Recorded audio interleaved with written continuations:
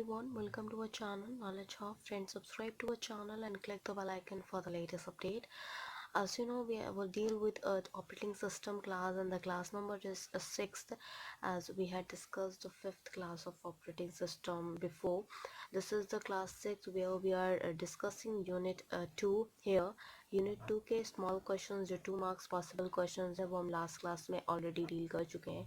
Now we deal with the highest marks and that is the starting that I had discussed about the requirements, and now we deal with the critical section here.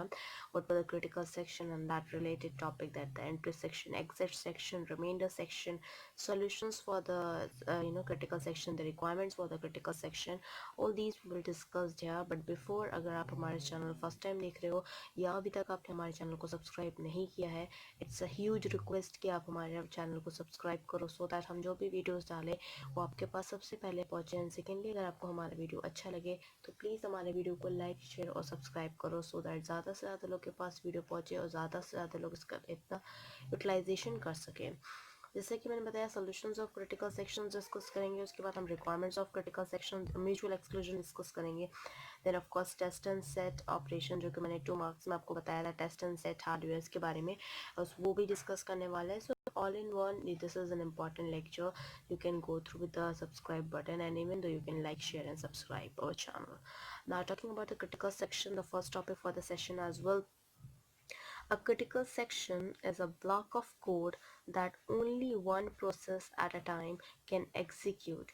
Basically, अगर हम critical section की बात करते हैं तो critical section एक आपका block of code है जो आपका एक process जो है वो एक time पे ही उसको execute कर सकता है. So when one process in its critical section, जब कोई भी एक process अगर अपने critical section में होता है, no other process may be in the critical section. तो अगर कोई एक प्रोसेस जो है P1 प्रोसेस मान लो एक क्रिटिकल सेक्शन में है, तो वो P2 प्रोसेस जो है या P3 प्रोसेस या जो so on and number of process होंगे, उनमें से कोई भी ऐसा नहीं होगा जो ना हो आपका क्रिटिकल सेक्शन में. तो एक टाइम पे एक ही क्रिटिकल सेक्शन में आपके प्रॉब्लम्स होंगे. The critical section problem to ensure that only one process at a time is allowed to be operating system in its critical section. तो critical section problem जो है वो ensure करता है एक ही process को एक time पे एक ही बार allow करता है operating system critical section को. Now dealing with the next one, I think you will be getting to know how critical sections are performed. एक time पे एक ही process critical section में होता है, और जब आपका जो critical section है वो एक block of code है जहाँ पे एक process एक ही time पे execute करता है. That what a critical section is all about. Now talking about the more about critical section is, critical section means process may change some common variables, writing files, updating memory location, updating a process table, etc.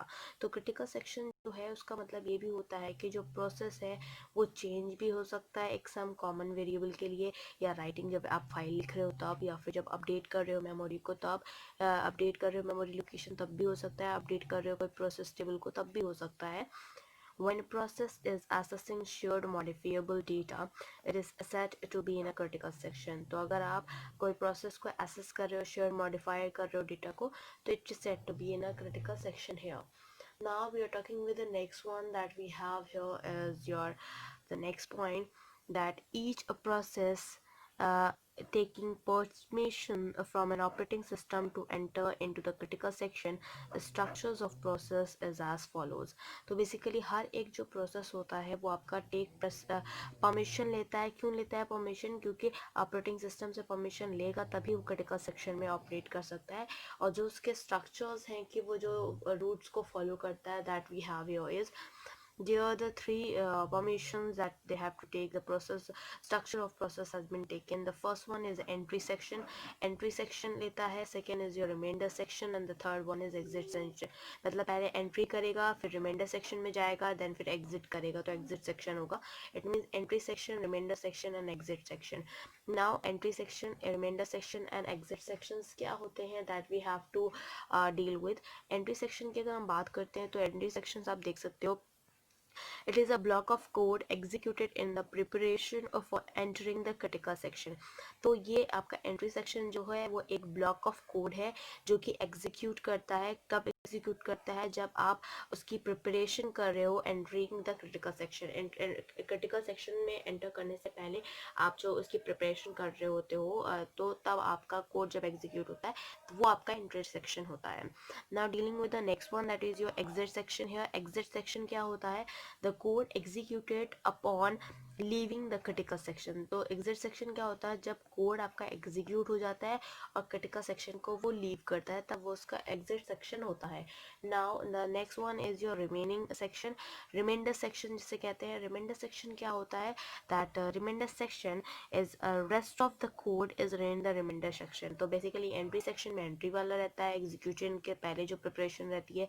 Exit section में code जब execute हो जाता है तो leave करने के लिए critical section में तब एग्जिट सेक्शन यूज होता है। बट रिमाइंडर सेक्शन की बात अगर हम करते हैं तो जितना भी code rest of the code जितना रहता है वो सब आपका रिमाइंडर सेक्शन में रहता है। Now we deal with what is entry section, exit section and remainder section in the following with a diagram that you can understood with an easy manner that we have here is.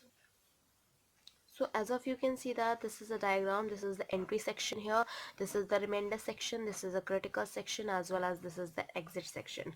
तो exit पहला entry section है। जब entry करता है तो entry करने के बाद वो critical section में जाता है। critical section में होने के बाद जब critical section में चला जाता है उसके बाद फिर वो exit section के लिए आता है। exit section में होता है, exit जैसे ही हो जाता है फिर वो remainder section में जाता है। remainder section में वो process करता है उसके बाद फिर वो entry section में चला जाता है। this form sort of a cycle here। पहले एंट्री सेक्शन से आपका critical section, then critical section से एग्जिट सेक्शन, एग्जिट से रिमाइंडर सेक्शन, रिमाइंडर से एंट्री सेक्शन अगेन। तो ये आपका एक प्रोसेस ऑफ साइकिल बना रहा है जहाँ पे आपके जो पैरामीटर्स को फॉलो करता है that we have here is entry section, critical section, exit section and reminder section. Now talking about this process only, each process cycle through remainder, entry, critical, exit and the odd in this order only। तो हर एक process जो cycle लेता है वो reminder section में जाता है, reminder से एंट्री सेक्शन में जाता है, एंट्री सेक्शन से क्रिटिकल सेक्शन में जाता है, क्रिटिकल सेक्शन से फिर वो एग्जिट सेक्शन में जाता है। तो हर एक सेक्शन जो है वो इसी पर्टिकुलर ऑर्डर को फॉलो करता है। Now if I'm talking about dealing with the consider the following example, एक example लेके चलते हैं अगर हम, जैसा कि आप देख सकते हो। तो that is int count। अगर int count हमने 5 लिया हुआ है, ठीक है, int count अगर हमने 5 लिया हुआ है then process 1 और process 2 दो possibilities हैं। क्या possibilities है? process 1 अगर होता है that count equals to count plus 1, count जो भी होगा उसमें हम plus 1 कर देंगे एंड आउटपुट हमें क्या होगा? काउंट होगा, जो कि क्या हो सकता है? काउंट या तो 6 होगा, इस केस में 6 होगा क्योंकि प्लस 1 है। अगर ये 5 है तो 5 प्लस 1, काउंट इक्वल्स टू 5 है तो 5 प्लस 1 कितना होगा? 6 होगा। अब प्रोसेस 2 की बात करते हैं। अगर count equals to count minus 1 हो गया तो काउंट अगर ये 5 है तो 5 minus 1 that is equals to 4 here.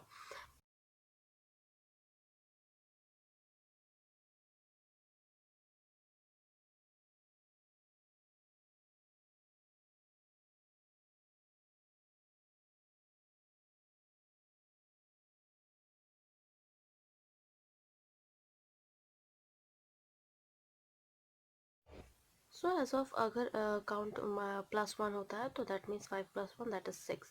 6 या तो 5 रहेगा अगर एन टाइम्स की बात करते हैं, बट 5 माइनस 1 तो वो 4 देगा। तो प्रोसेस 1 प्रोसेस 2 पे डिपेंड करता है कि कौन सा प्रोसेस को एक्सेस कर रहा है first of all. Now talking about the problem, what problem that it faces, design a protocol to solve this problem। इस प्रॉब्लम को सॉल्व करने के लिए एक प्रोटोकॉल को डिज़ाइन किया गया। द जनरल फ्रेमवर्क जो था, general framework is every solution will have the following layout. तो हर एक सोल्यूशन के पास एक फॉलोइंग लेआउट होगा। लाइक पहले एंट्री सेक्शन होगा, फिर क्रिटिकल सेक्शन होगा, फिर आपका एग्जिट सेक्शन होगा एंड देन रिमाइंडर सेक्शन होगा। यही लेआउट को फॉलो करना है। कोई भी आपका प्रॉब्लम होगा, कोई भी सोल्यूशन अगर आप ले रहे हो तो हर एक सोल्यूशन में आपके यही लेआउट होने वाले हैं। That is the entry section, critical section, exit section and the reminder section here. To prevent the critical section problem, जब आप प्रिवेंट करते हो क्रिटिकल सेक्शन प्रॉब्लम को, the system should ensure that only one process at a time can execute the institution in its critical section for a particular resource. Basically अगर आप prevent कर रहे हो क्रिटिकल सेक्शन प्रॉब्लम को तो system को ये इंश्योर होना पड़ता है कि आपका जो एक प्रोसेस एक टाइम पे ही एग्जीक्यूट कर रहा हो, उस इंस्ट्रक्शन के साथ वो एक ही क्रिटिकल सेक्शन, एक प्रोसेस जो है वो एक ही पर्टिकुलर रिसोर्स के ही लिए क्रिटिकल सेक्शन को शो कर रहा हो। If one process attempts to enter its critical section while the another is in on critical section, the first process should wait until the executing process exits the critical section. For example, एक process है जिसने आपका critical section को request किया है, critical section पे entry करने वाला है, और एक ऑलरेडी आपका है P1 जो कि आपका ऑलरेडी एग्जिस्ट कर रहा है क्रिटिकल सेक्शन पे। तो जब तक ये निकलेगा नहीं तब तक ये एंट्री कर भी नहीं पाएगा क्रिटिकल सेक्शन में। तो this is the criteria what they are following here. Okay, now moving on with the next one that we have here is,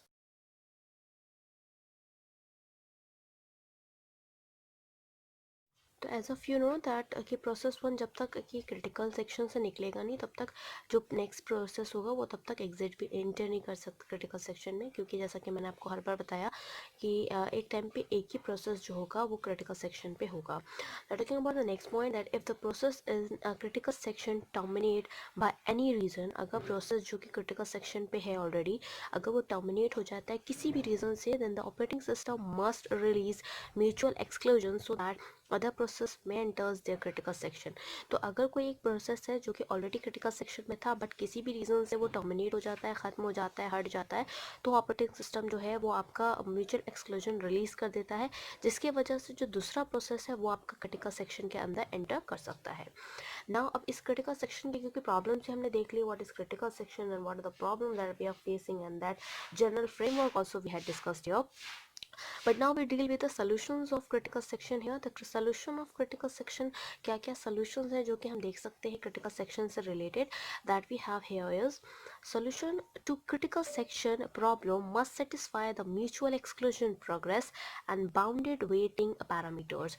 तो जो solution है critical section का problem का वो सिर्फ यही है जब वो satisfy करेगा mutual exclusion progress को as well as bounded weighting parameters को। अगर ये दोनों को mutual एक्सक्लूजन प्रोग्रेस और आपका बाउंडेड वेटिंग पैरामीटर्स को वो सेटिस्फाई करता है, then and only the solution of the critical section problem will be satisfied here.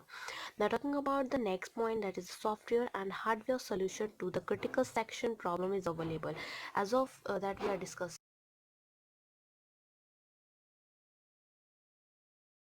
So as of that, a software and hardware solution to the critical section problem is available here. Now talking about the next one, that is the process using kernel is active in the system. तो जो process आप use कर रहे हो kernel वो उस time पे active होना चाहिए system at a given time. Race condition is with implementing by a kernel code. Kernel data structure maintains a list of all open files in the system. System always modify this list depending upon the process, open file and closed file. Basically जब process using हम लोग kernel use करते हैं उस time पे active होना चाहिए system में एक गिवन टाइम में। इवन तो अगर हम रेस कंडीशन की बात करते हैं तो वो भी आपका इम्प्लीमेंटिंग होना चाहिए कर्नल कोड जो कि कर्नल डेटा स्ट्रक्चर मेंटेन करता है एक लिस्ट पूरी, वो तभी वो ओपन करेगा सिस्टम में जब वो एक्चुअली में वहाँ पे होगा। ठीक है, उसके साथ साथ जो सिस्टम होता है वो मॉडिफाई कर सकता है इस लिस्ट को, even though that totally depend upon the process कि आप फाइल को कैसे खोल रहे हो कैसे बंद कर रहे हो, इसके डिपेंड पे वो अपना प्रोसेस ले सकता है। Now talking about the next one, that we have operating system handles critical section problem using kernel. तो operating system जो है वो handle करता है critical section problem को by using the kernel. Kernel को use करके वो अपना critical section problem को use करता है operating system. Kernel is classified as primitive kernel and non-primitive kernel.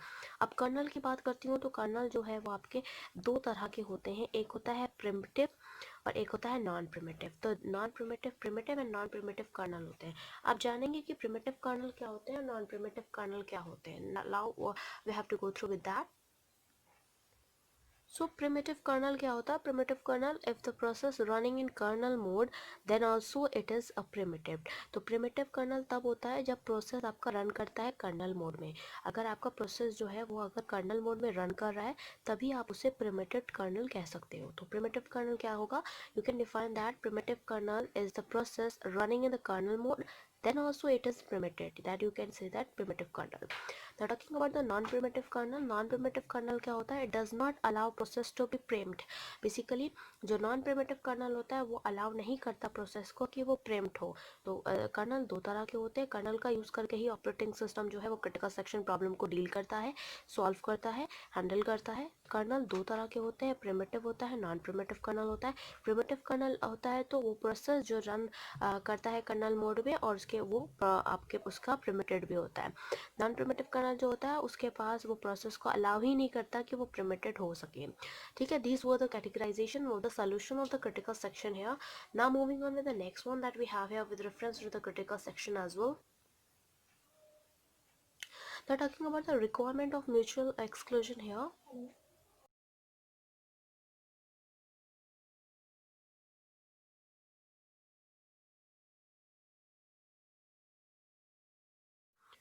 As of that, we had discussed about the solution of critical section. So here we'll discuss the requirements of mutual exclusion that I told you before as well.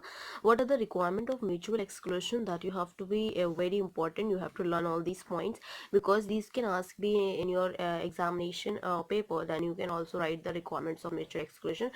They can ask you this 2 marks or 4 marks. That totally depends upon the examinee. Now we start with the requirements of the mutual exclusion here, that at any time only one process is allowed to enter in its critical section. requirement क्या है कि अगर एक time पे एक ही process जो होगा वो अलाउ किया जाएगा कि वो एंटर कर सके क्रिटिकल सेक्शन में. This is the first condition, the first requirement of your mutual exclusion. The second requirement for the mutual exclusion that we have here is the solution implemented purely in software on a machine. तो basically जो भी solution होगा आपका critical section का mutual exclusion का, वो आपका implement होगा प्योरली सॉफ्टवेयर पे ही वो इम्प्लीमेंट होगा जो कि मशीन में होता है. The third one is the process remain inside its critical section for a bounded time only. कोई भी प्रोसेस जो क्रिटिकल सेक्शन में है वो आपका हमेशा एक क्रिटिकल सेक्शन के अंदर ही रहेगा और एक बाउंडेड टाइम तक ही होगा. ये नहीं कि क्रिटिकल सेक्शन में पहुंच गया तो वो हमेशा वही रहेगा. प्रोसेस 1 अगर पहुंच गया तो प्रोसेस 1 ही रहेगा. ऐसा नहीं कि प्रोसेस 2 को वो टाइम नहीं देगा, ऐसा नहीं होता. प्रोसेस 1 रहेगा बट एक सर्टेन टाइम के लिए, एक बाउंडेड टाइम के लिए होगा. उसके बाद फिर प्रोसेस 2 या प्रोसेस 3 जो भी फर्दर आपके प्रोसेस होंगे वो क्रिटिकल सेक्शन में आएंगे, टेक प्लेस करेंगे, एंट्री करेंगे. The fourth one is no assumptions can be made about the relative speed of asynchronous concurrent process. तो इसमें कोई भी assumptions नहीं हम बना सकते relative to the speed of a asynchronous concurrent process as well. The fifth one is a process cannot prevent any other process for entering its critical section. तो कोई भी process जो है वो prevent नहीं कर सकता कि किसी other process जो दूसरा other process है वो enter ना कर पाए critical section में. ऐसा नहीं होता. अगर P1 क्रिटिकल सेक्शन में है, P2 वेट कर रहा है ना, P3 भी है, तो ऐसा नहीं है कि P1 अगर क्रिटिकल सेक्शन में है तो वो P2 को क्रिटिकल सेक्शन में आने से मना कर सकता है या रोक सकता है. ऐसा नहीं होता. या P2 जो है वो P3 को रोक सकता है क्रिटिकल सेक्शन में आने से, वो भी नहीं होता. तो इसलिए कोई भी ऐसा प्रोसेस नहीं है जो आपका प्रिवेंट कर सके किसी दूसरे प्रोसेस को कि वो क्रिटिकल सेक्शन में एंटर ना कर सके. Now the next one we have here the sixth point, that is a process must not be indefinitely postponed from entering its critical section. तो कोई भी प्रोसेस जो है वो indefinitely postpone नहीं होना चाहिए. डेफिनेट टाइम के लिए पोस्टपोन फिर भी चलता है बट इनडेफिनेट टाइम के लिए वो पोस्टपोन नहीं होना चाहिए entering that critical section as well. So that is the reason why these were the requirements of the mutual exclusion here. Now talking about the test and set operation. Test and set operations क्या होता है? Test and set operations मैंने आपको hardware के form में बताया था जब 2 मार्क्स के क्वेश्चन लास्ट क्लास में डिस्कस किया था. I hope you had gone through with that, but if नहीं देखा है तो please you will go through with the playlist and of course you can like share and subscribe our channel as I told you before as well. Now test and set operations की बात करते हैं. तो test and set operation जो होता है, test and set is a single individual machine instruction. तो test and set जो है वो आपका एक सिंगल इंडिविजुअल मशीन इंस्ट्रक्शन है. एक सिंगल, जिसे SIMI बोल सकते हैं, सिंगल इंडिविजुअल मशीन इंस्ट्रक्शन है. It is simply known as TS. तो इसको basically test and set operation को हम TS भी सिंपली बोलते हैं. It was introduced by IBM के थ्रू इंट्रोड्यूस किया गया है for its multi processing system. इसके खुद के मल्टी प्रोसेसिंग सिस्टम के वजह से IBM ने इसे इंट्रोड्यूस किया है. इन अ मशीन साइकिल, अगर हम एक मशीन साइकिल की बात करते हैं, it test to see it की is available and if it is then set is to be unavailable. तो बेसिकली अगर एक मशीन की हम बात करते हैं, मशीन साइकिल की बात करते हैं, तो अगर टेस्ट देखा जाता है कि टेस्ट दिख रहा है तो कोई भी की अगर अवेलेबल है तब तो फिर उसके लिए क्या होता है कि वो जो सेट्स होते हैं वो अनअवेलेबल हो जाते हैं. अगर हम टेस्ट एंड सेट्स की बात करते हैं तो टेस्ट एंड सेट्स एक हार्डवेयर सोल्यूशन है for a critical section problem. तो यही जो मैंने 2 नंबर मैं आपको लास्ट क्लास में बताया था, तो मैंने बोला था कि उसमें पूछा था कि दो हार्डवेयर आपको सॉल्यूशंस बताने, जो क्रिटिकल सेक्शन के दो हार्डवेयर सॉल्यूशंस होते हैं, तो मैंने उसमें टेस्ट एंड सेट के बारे में भी बताया था। तो वेयर एज इधर भी यहाँ पे इसीलिए मैंने उसको मेंशन किया है, सो दैट अगर किसी ने वहाँ पे नहीं देखा है तो at least you can go through with that. तो test and sets are a hardware solution for the critical section problem. Critical section problem के लिए कौन से हार्डवेयर यूज होते हैं, तो उसमें से एक आपका है test and set operation hardware. Test and set hardware is also used here, so this is also important. You have to mention all these points. Now moving on with the next one that we have here is, as of you know that test and set की बात अगर हम करते हैं, so test and set instruction eliminate the possibility of preemption occurring during the interval here. The introduction is, देखो test and set जो होता है वो इंट्रोड्यूस करता है, वो इंस्ट्रक्शन एलिमिनेट करता है पॉसिबिलिटीज को, जो कि प्रेम्पशन अकर करता है जब इंटरवल के थ्रू। तो इसका इंट्रोडक्शन आप देख सकते हो, टेस्ट एंड सेट जिसे हम पी कॉमा क्यू से रिप्रेजेंट करते हैं। तो जैसा कि आप देख रहे हैं यहाँ पे, now the instruction reads the value of q which may be either true or false. तो जो इंस्ट्रक्शन होता है जो कि वो रीड करता है, जो q की वैल्यू रीड करता है, वो या तो आपका ट्रू भी हो सकता है और या तो फिर आपका वो फॉल्स भी हो सकता है। then the value is copied into p and the instruction said the value of q is true. तो बेसिकली अगर हम बात करते हैं वैल्यू की, तो वैल्यू जो है वो कॉपी किया जाता है इन द फॉर्म ऑफ p, और जो इंस्ट्रक्शन सेट्स तो दिए जाते हैं वो q जो है वो कि आपका ट्रू हो सकता है। A process P1 would test the condition code using the test and set instruction before entering a critical section. तो जो process P1 है वो आपका टेस्ट कर सकता है कंडीशन कोड को, जो कि टेस्ट एंड सेट इंस्ट्रक्शन पहले ही क्रिटिकल सेक्शन में जाने से पहले ही आपको बता सकता है। If no other process was in the critical section, अगर कोई भी अदर प्रोसेस जो है वो आपका क्रिटिकल सेक्शन में नहीं है, then the process P1 would be allowed to proceed and condition code would changed from 0 to 1.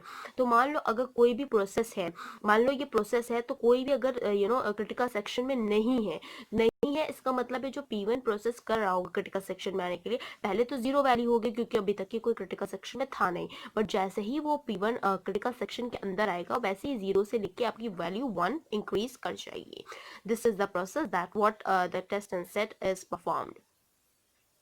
When process P1 exits the critical section, the condition code is reset to 0, so another process can enter into the critical section. अब बात की गई P1 के बारे में, P1 जैसे ही critical section पे पहुंचता है, जैसे ही वो इसे एग्जिट करेगा क्रिटिकल सेक्शन को, वैसे ही वो जो पहले 0 से वो 1 वैल्यू हुई थी, ये 1 से फिर डायरेक्ट वो 0 हो जाएगी, सो दैट कि वो पता चल जाए आपके कोड को कि हाँ P2 सेक्शन या जो P2 प्रोसेस या P3 प्रोसेस है वो अब क्रिटिकल सेक्शन में जा सकते हैं जिसने भी रिक्वेस्ट किया है। तो वो इसलिए रीसेट करके 0 पे हो जाता है जब वो क्रिटिकल सेक्शन में होता है, that ensures 1, and when it is no critical section is there performing in a system operating system, so that it could be a 0 again. If process P1 finds a busy condition code, if it is placed in waiting loop where it continues to test and condition code waits until it is free. तो basically अगर हम process P1 की बात करते हैं, तो basically P1 जो process होता है वो फाइंड, अगर बिजी कंडीशन कोड को फाइंड कर रहा है तो फिर वो क्या करेगा, वो प्लेस करेगा वेटिंग लूप को, उसके साथ साथ वो कंटिन्यू करता है टेस्ट द कंडीशन कोड, वो कंडीशन कोड को टेस्ट करता है और फिर वेट करता है जब तक वो फ्री नहीं हो पाता। Okay, so now the test and set instruction is a tool that program uses to simplify software solution. तो test and set instruction जो है वो एक टूल है आपका प्रोग्रामर्स के लिए, that they can use to simplify the software solution to the mutual exclusion, but the instruction itself does not enforce mutual exclusion. तो टेस्ट एंड सेट इंस्ट्रक्शन जो है वो एक तरह का तो टूल है जो कि प्रोग्रामर्स के लिए यूज होता है कि वो सिंप्लीफाई कर सके सॉफ्टवेयर सोल्यूशन को म्यूचुअल एक्सक्लूजन में, बट वही एक इंस्ट्रक्शंस भी हैं जो कि itself not enforce the mutual exclusion, वो एनफोर्स भी नहीं करते म्यूचुअल एक्सक्लूजन को। Now moving on with the next one that we have with related to the test and set operations. Now as you can see that we can deal here the advantages of, and advantages, there are the three advantages in all that we had see here. First is simple to implement, बहुत ही easy होता है कि आप उसे implement कर सकते हो. Second है it works well for a small number of process, एक छोटे number of process के लिए बहुत अच्छे से work करता है. तो third one है it can use to support multiple critical section, और वो ये सपोर्ट भी करता है और यूज़ भी कर सकता है मल्टीपल क्रिटिकल सेक्शन के लिए. तो तीन एडवांटेजेस हैं आपके. पहला है simple to implement, second one is it works well for a small number of process, and the third one it can be use to support the multiple critical section. So these were the three advantages that we are dealing with. Now drawbacks, that is drawbacks को हम other language में जैसा कि आपके लिए known होगी disadvantages बोलते हैं. तो डिसएडवांटेजेस, क्योंकि एडवांटेजेस हैं तो डिसएडवांटेजेस भी होंगे. थ्री एडवांटेजेस डिस्कस किए हैं, so we will discuss the three disadvantages, और you can say that the drawbacks of. And the first drawback is it suffer from starvation. Starvation से ये सफर करता है. There is possibility of busy waiting, busy waiting की possibility रहती है इसमें. दे may be deadlock, तो उधर आपका डेडलॉक हो भी सकता है. डेडलॉक मतलब एक ही रिसोर्स को सभी रिक्वेस्ट कर रहे हैं, and that it occurs for deadlock condition. जैसे कि मैंने 4 कंडीशन डेडलॉक की बताई थी आपको जब आपको प्रीवियस लेक्चर्स दिए थे. Now dealing with the concurrent process here. concurrent process क्या होता है, whether concurrent process किस तरह से perform करता है operating system में, that we have to deal here. तो concurrent process क्या होता है, a process is a program in execution. ये process एक program है जो कि execution में काम आता है. it has a state including the resource memory, resource like memory and open file, as well as the content of its program counter. this is the process is called an execution context. तो basically ये एक ऐसा process है, या कह सकते हो ये एक प्रोसेस है जो कि एक प्रोग्राम एग्जीक्यूट करने के टाइम पे यूज होता है, और एक ऐसी स्टेट है जहाँ पे आपका रिसोर्स होता है, रिसोर्स को इंक्लूड करता है, जैसा कि आपका मेमोरी हो गया, ओपन फाइल हो गया, as well as that contents of the program code counter also. this is the process execution context also. Now related to the concurrent process that we deal here, a concurrent program has more than one execution. तो एक जो concurrent program आपका होता है उसके पास एक से ज़्यादा more than one execution context होते हैं. this type of a program is also referred to as multi-threading program. तो इस concurrent program की बात अगर करते हैं तो ये एक से ज़्यादा execution contexts इसके पास होते हैं, और ये एक ऐसा टाइप ऑफ प्रोग्राम है जो कि आपका मल्टी थ्रेडिंग थ्रेड प्रोग्राम को रिफर करता है. Now dealing with the next one, a parallel program in a concurrent program. तो parallel program जो होते हैं एक साथ जो चलते हैं, parallel program are also known as the concurrent program. एक साथ जो आपके एक से ज़्यादा प्रोग्राम चलते हैं उसे हम पैरेलल प्रोग्राम कहते हैं, and they are known as concurrent program as well with more than one thread executing simultaneously. तो बेसिकली एक से ज़्यादा थ्रेड जो एक टाइम पे एग्जीक्यूट करते हैं, साइमल्टेनियसली का मतलब एक साथ, तो उस एग्जीक्यूट करते हैं, जैसे like parallel program is also a concurrent program. तो उस तरह से एक से ज़्यादा थ्रेड जो एग्जीक्यूट करते हैं एक टाइम पे, तो उसी को ही हम parallel program भी कहते हैं, as well as we can say that are known as concurrent program as well. Now dealing with the concurrent process. तो concurrent processes are a set of cooperating process. concurrent process जो होता है वो एक set of cooperating process होता है. for example C programs are concurrent process. तो C program जो होते हैं उन्हें हम concurrent process कह सकते हैं. तो you can write it down like that कि concurrent process जो होते हैं वो एक set of आपके cooperating process होते हैं, और इसके एग्जाम्पल है कि C program जो होते हैं वो आपके concurrent process भी कहलाते हैं. Now we deal with the next one that we have here with a reference to the operating system is process are often seen as a synonyms with a program or application. तो processes जो होते हैं वो आपके basically एक synonyms होते हैं programs और applications के. however what the user see as a single application may in fact be a set of cooperating process.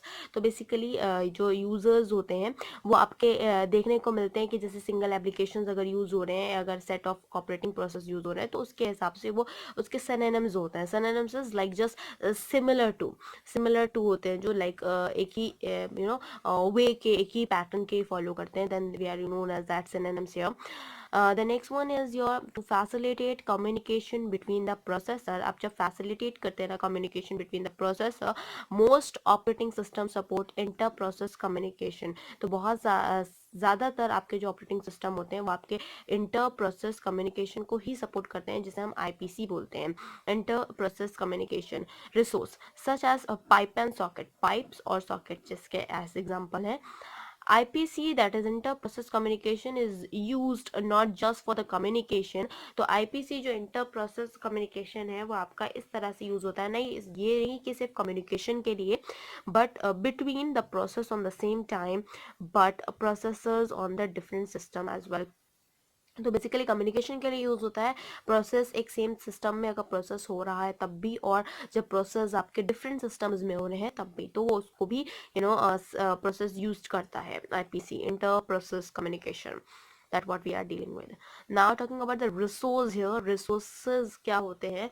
Resource जो होते हैं that process compete for CPU, memory and input output devices, secondary storage. तो basically जो processes होते हैं वो आपके compete करते हैं सीपीयू के साथ, मेमोरी, इनपुट आउटपुट डिवाइसेस या सेकेंडरी स्टोरेज जो होते हैं सबके रिसोर्सेज के साथ डील करते हैं. अदर रिसोर्सेज में include data items in main memory such as message queues and shared data structure. तो अगर हम अदर रिसोर्सेज की बात करते हैं तो उसमें आपका डेटा आइटम्स आ जाता है. Just like data items is like main memory होता है, जैसे कि मैसेज क्यूज होते हैं, मैसेज के क्यूज लगे हुए होते हैं, या शेयर्ड डेटा स्ट्रक्चर होता है. तो these all were included in the form of the resources here where the other resources में इंक्लूड लाइक दैट. अगर हम प्रोसेस की कंप्लीट की बात करते हैं तो CPU, memory, input output device, secondary storage, these all are concluded here. With reference to the resource here, the resources can be reusable or consumable. Reusable examples are CPU, main memory. तो reusable होते हैं, and even though ये consumable resources होते हैं, तो इस वजह से जैसा कि आपका example है resource that is CPU, main memory, these were the two. Consumable resources is created by one process and consumed by the another. तो बेसिकली कंज्यूमेबल जो रिसोर्सेज होते हैं वो आपके क्रिएट किए जाते हैं एक प्रोसेस में और उसको कंज्यूम किया जाता है अदर अनदर में. Examples in the message sent between one processor to another. तो एक मैसेज है, फॉर एग्जांपल ये एक प्रोसेस है, ये दूसरा प्रोसेस है, P2 प्रोसेस है, P1 प्रोसेस है. P1 ने P2 को मैसेज ट्रांसफर किया, मैसेज पहुंचा तो इसने इसको किया, इसने इसको किया, ये थर्ड प्रोसेस है. तो दिस वो the message transferring from one process to another process. This were all known as in the terms of when we are talking about the consumed resources or consumed reusable resources. Now talking about the principles of concurrency. Concurrency क्या होती है, concurrent process क्या होता है, that we had deal with. But now we'll discuss about the principles of concurrency. What were the principles that we are dealing with reference to the concurrency here? So concurrent access to shared data may result in the data inconsistency. Concurrent access जो होता है shared data का, वो आपका data inconsistency को result करता है. Maintaining the data consistency require mechanism to ensure the orderly execution of cooperating process. या तो concurrent access जो होता है शेयर डेटा का, वो रिजल्ट करता है आपका डेटा इनकंसिस्टेंसी, और वो मेंटेन भी करता है डेटा कंसिस्टेंसी को, like require that mechanism to ensure that that orderly execution of the cooperating process here. Now dealing with the next one that we have to discuss with reference to the principle of concurrency here is, here you can see that the concurrency arises in the same way at a different level of execution stream. तो concurrency जो arise होती है वो आपके same तरह से होती है पर different level of execution streams पे होती है. Following are the examples of concurrency in different types of operating system. तो कुछ ऐसे examples हैं जो कि concurrency के आपके different types of operating system के related है. पहला आपका है concurrency in multi programming. Multi programming में concurrency देखने को मिलती है. Second one is concurrency in multi threading. Multi programming में concurrency देखने को मिलती है, मल्टी थ्रेडिंग में concurrency देखने को मिलती है. Third one is concurrency in multi processor. Multi processor में concurrency देखने को मिलती है. And the fourth one is concurrency in multi computers. तो मल्टी कंप्यूटर्स में भी concurrency आपको देखने को मिलती है. नाउ वी डील विद कि ये फोर concurrency जो अलग अलग उसको देखने को मिलती हैं तो वो क्या है. तो पहला है concurrency in multi programming. तो मल्टी प्रोग्रामिंग में जो concurrency देखने को मिलती है, an interaction between the multiple process running on one CPU. एक CPU में multiple process जब run करते हैं and interaction जो होता है बीच में उसे हम concurrency of multi-programming कहते हैं. Now dealing with the concurrency in multi-threading. Multi-threading में क्या होता है? An interaction between multi-threads running in one process. तो multi-thread क्योंकि यहाँ पे multi-programming था तो यहाँ पे multiple process थे.